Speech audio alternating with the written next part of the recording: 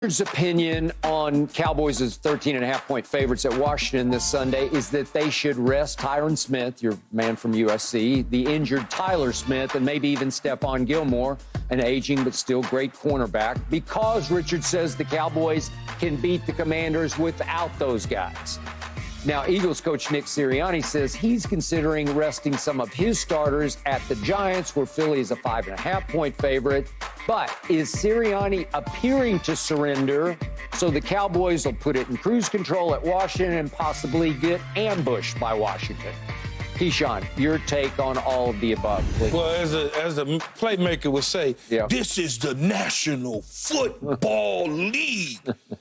You don't rest nobody. Yeah. You have things that you have to accomplish, and that is trying to win the division, number one, okay, get the second seed, number two, potentially, if for some reason the 49ers stub their toe along the way, you have home field advantage throughout the playoffs. You would. I understand there's some banged-up players that may need a little rest and attention. Yep.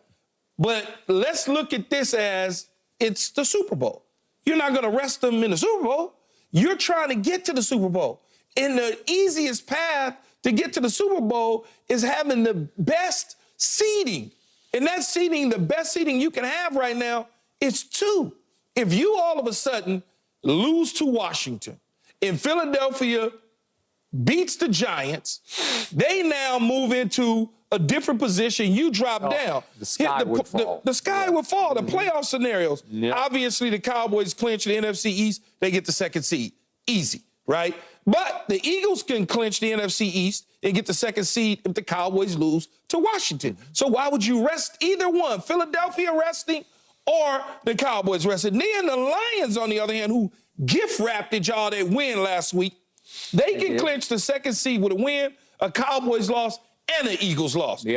Why would you rest anybody in these situations? I wouldn't at all. This isn't the Baltimore Ravens or the San Francisco 49ers. They have nothing to play for. Nothing at all. You can rest Trent Williams and Deebo Samuel. Okay, you can rest those guys. Lamar, probably you rest him up because he has nothing to play for. Maybe you rest OBJ. Those teams have nothing to play for. But the Cowboys, the Lions and the Eagles, they got so much to play for, man. And you play them dudes. And if it gets out of hand, then you pull them. Agreed. Go, Richard. Yeah, I think the Eagles, they got an older team. And, again, the only way you win the Super Bowl is winning the tournament. And if you think the regular season has been decided, and that's what it sounds like Nick Sirianni is saying, and your guys are so beaten up that, hey, if I play them in this game, they're not going to make it through the playoffs either way, then that's what he's saying. He's saying, I need to rest them. I need to get them prepared to survive these next 4 games and to be even available for them and to be at their best, because my team looks tired. My team looks beat up. They're sore. They're not executing at a high level. And so us winning this game and still being the 5th seed and going out there, they're not going to be at their best anyway. And for the Dallas Cowboys, they rested Tyron Smith. They rested Tyron Smith against Miami. They rested him because his back was that bad. It was in such bad shape that he couldn't even play in the Miami game. He survived and played in the Lions game. But if it wasn't even good enough to play in the Miami game, then clearly he's not 100%. So I'm saying, he probably going to need this rest. He's probably going to need to sit this game out and to get himself as close to 100% as he can for these playoffs, because he'll probably potentially miss a playoff game messing with this Commanders game. And if y'all can't beat them without Tyron Smith playing, then that says everything you need to know about your team anyway. I'm not saying rest all the starters, but I'm saying a guy like him, a guy like Tyler Smith. Okay, look, if you want to cherry pick one guy, but Skip gave me a laundry list of names. Skip didn't rest one guy. He rested 4 or 5 guys. And then when you rested multiple guys, that's problematic. Can you beat I almost called him my old name. Can you beat the Commanders without Tyron Smith in the game? Yeah, you probably could. But when you start talking about resting this guy and then that guy, and then you got to rest your quarterback, because now you're taking guys away. Agreed. And you're leaving him out there basically to be a pinata. You don't want that. You want to be able to protect him. So, yeah, if you want to rest one guy, of course. But that number 2 seed is so important to the Dallas Cowboys because they need home field as much as they can based on the way that they've played the juggernauts on the road. In playoff teams that you would have to go on the road to will become juggernauts. Right, and that's what I'm saying. But Tyler Smith just tore his plantar fascia against the Lions. And Tyron Smith was sat out because of a back injury against the Miami Dolphins. So if you put them out there and say, hey, give it all you got, help us secure this 2 seed, and then you go into a playoff game and they're less than what they would have been if you would have just gave them another week of rest and let their foot heal and their back heal a little bit more and give them a shot, then you putting them out there in bad shape anyway. And that's all I'm saying. I'm saying you want to put your best foot forward for the tournament, not against the Commanders. And I agree with you, because you put him out there and you're getting pressure on Dak Prescott, then you need to change it up anyway. Okay, Richard, in a vacuum, you make nothing but sense. But this is not a vacuum. This is Dallas at Washington. You cannot afford, you cannot risk to send the message to the locker room that we're taking this anything but dead seriously. You cannot send a message that we can go in with our left hand tied behind our back and beat these guys, because history would scream at you, wrong, wrong, wrong. I'll give you a quick bit of distant and recent history. Michael Irvin's 1995 season, the last time we won a Super Bowl, the last time we even played in an NFC championship game. That team was dominating with Michael and Troy and Emmett and Dion. And guess what happened that year? We lost 2 games, not one. We lost twice that year, and going 12-4, we lost twice to 4-12 Washington. Why was that? Well, Norv Turner was their coach. He used to call plays before that for the Dallas Cowboys, but still, it's Dallas, Washington. Let me remind you that in Troy Aikman's rookie year, the Dallas Cowboys managed to win 1 football game. Jerry and Jimmy's first year together owning and operating the Cowboys. 1 game, they went 1-15. They won it with Steve Walsh at quarterback at Washington against the defending Super Bowl champion, then I'm going to use the term, Washington Redskins, with Doug Williams at quarterback, the defending champs, and we went in there with rookie Steve Walsh at quarterback and beat them in their house, because it's Dallas, Washington. I'm going to remind both of you, the last game last year, the roles were a little reversed because Philly was in the driver's seat, but we still had an outside chance if Philly lost to the Giants at home on the final season of the regular season. We were playing at Washington. Do you remember this? We go in there with a chance. The games are being played simultaneously.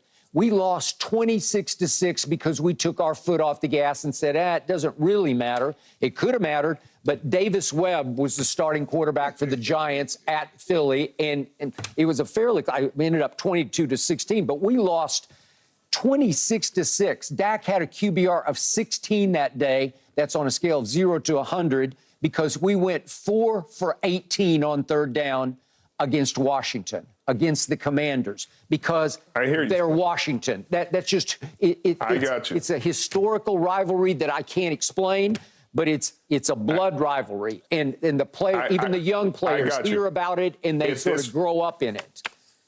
This rivalry means more than a Super Bowl to you. Then do everything you can to win the game. If winning a Super Bowl is what matters to you, then you should do what I'm telling you to do. And if that's not what matters, and this blood rivalry is what matters, Nick Sirianni is saying the Super Bowl is what matters to my team, and a chance to win a Super Bowl is what. I mean, I don't think he's thinking about the Dallas Cowboys at all, and he shouldn't be.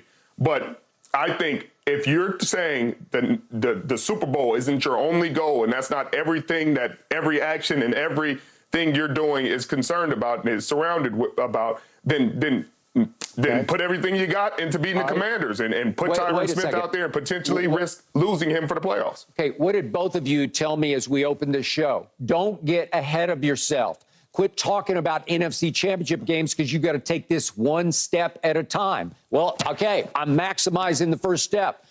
One way or the other, we got to go beat Washington by 1 point or 30 points. Look, we got to beat them. If guys truly have injuries, and they have injuries, and you have to remove them off the field, I'm okay with that, Richard. Yeah. I'm fine. But just resting to be resting because a guy is a little older and long in the tooth. No, I've experienced that. I've experienced at the end of the season winning the division and wrapping things up and then having to go to Philadelphia and getting pounced on because we rested dudes up. I just can't do that.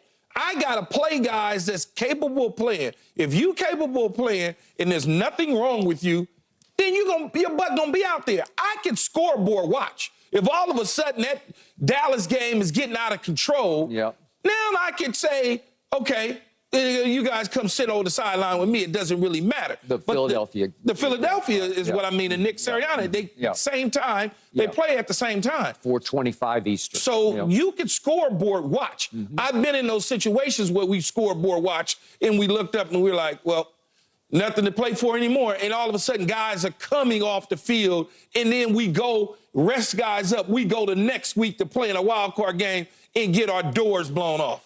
I don't like it. Yeah, I hear you, and I don't like it either. But in this situation, it's very specific.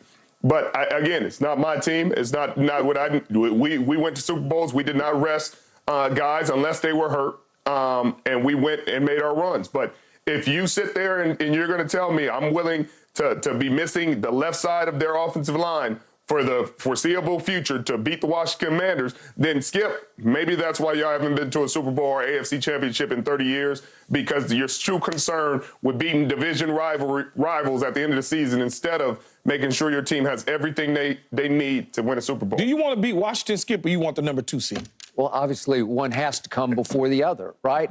I'm only concerned right now with beating Washington. That's all. But beating Washington gets you the number 2 seed. Sure, yeah, but one leads to the other. But you can't take cart before horse. That is very true. We can't just declare we are the 2 seed. Let's forget the Washington game, right? No, you still have to go win it. Especially if you're missing players. Okay. And especially if you're missing players. What happened the last 2 times we went on the road? Well, nothing good happened because we got blown out at Buffalo, and we should have won the game at Miami, but we let Tua go 64 yards for the walk-off field goal, right?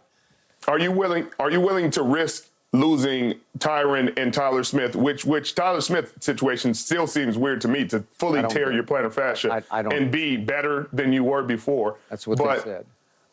Yeah, that's what they're saying. But are you willing to risk losing he and Tyron Smith to beat the Washington Commanders? Because that's what you're going to be doing. Absolutely, and I hope we don't lose both of them, because they're saying Tyler Smith is just a matter of pain threshold, pain tolerance. I don't get it. It does remind me of the quarterbacks when they tear their biceps tendon, that they just go ahead and rupture it completely because it's easier to throw when it's completely ruptured. So maybe I've had all kinds of plantar fasciitis all through my marathon days. I don't know if you guys have ever had plantar fascia issues, but I've never heard of anybody tearing it in an NFL game. Have you heard of that, Keyshawn, that injury? I've never heard of any NFL player tearing his plantar fascia. It's tendon that runs underneath your foot. Yeah, it just tore? I've heard guys tear them and still continue to play. Okay. It's all rupture pain. It completely? It's all pain tolerance, though. I mean, I've seen guys tear a lot of different things, and they continue to keep playing. Hey, look, do you need to get him healthy? Yes. Can you sit him to the side or both of them to the side? But if you do that, your blocking scheme has got to be such that $500 million quarterback sitting behind the center, you've got to protect. So if you take them out of the game, or you taking a quarterback out and now putting Cooper Rush in and taking a chance to win that game this way, because if you lose and all of a sudden Philadelphia's scoreboard watching, they now slide into the 2 seed. So it just depends on, I guess, what Jerry and Mike McCarthy make the decision to do. If the 2 seed is more important, or is the health more important of the 3 guys that I'm thinking about that you got to replace? 2 seed. So, Richard, I got one more question for you.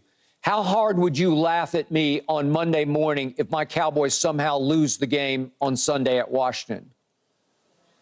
I would laugh either way, Skip. I would laugh hard. Okay. Well, there you go.